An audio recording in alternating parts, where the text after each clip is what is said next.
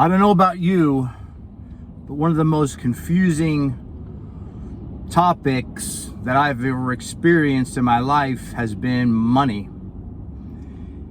And not so much money in and of itself, but it's the accumulation of money and wealth, right? Because we're stuck in a world that puts an incredible pressure on us to achieve financial wealth. If you become a Christian at any point, you're automatically, depending, I guess, on what faith you're in, church you attend, you're going to feel a pull that's tugging at that desire to attain wealth. And that even makes it more confusing because you have churches, I won't name names, but they're very prominent prosperity type churches. They talk about, it's all about the promises and God blessing your life. And when they say bless, everybody, right? They can kind of say different things, but you ask any Christian, and if they're being honest, they attribute blessings to financial rewards.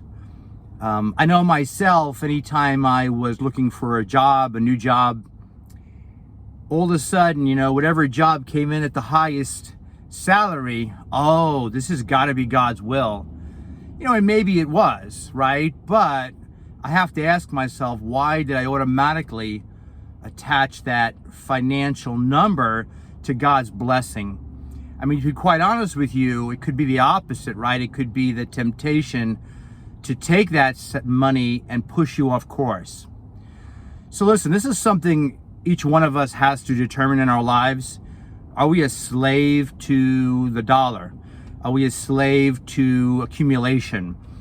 And listen, there's nothing wrong with having nice things, but it has to be in balance, and you have to own those things. They can't own you.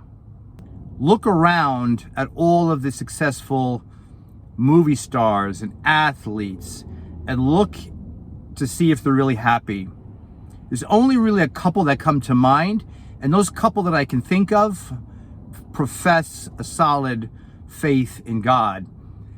So many, how many, my gosh, if you made a list of the stories of people whose relationships went in the toilet, or their lives were in ruins, or they were on drugs and all of these different things, because you know why? Money does not satisfy. It is an illusion that I think our enemy wants us to keep our eyes on, and you get twisted up again thinking that, oh, that's God's blessing. And I'm not saying it's not, and we all need money. And there's a saying that, to me is very true. Money's not an issue until you don't have any, right? So no doubt you can't just live this life and not worry about money. Unfortunately, that's not how it works. So here we go again. We have the dichotomy of those both worlds of everything you're doing is focused on money, more attaining, bigger, better.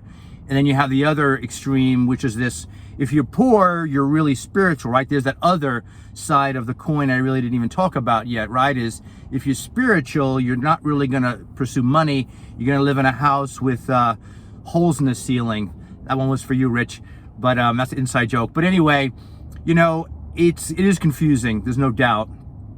But, the scripture tells us, right? Matthew 6:33 says, paraphrasing it, seek God's ways first, and then these other things will be added to your life, right? So I think if we just take the time to try to really build our relationship with God, hear from Him, pray about the decisions we make, anything regarding our finances. Do we need that new TV? Do we need that new car? Do we need the bigger house? Maybe you do, and that's cool, but just don't do it because inside, because I've been here, buying bigger and better things, I'll be honest, it feeds my friggin' ego.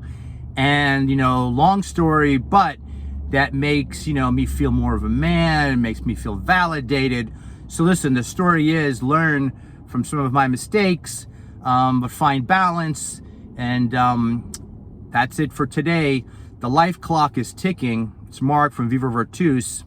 Go live with strength.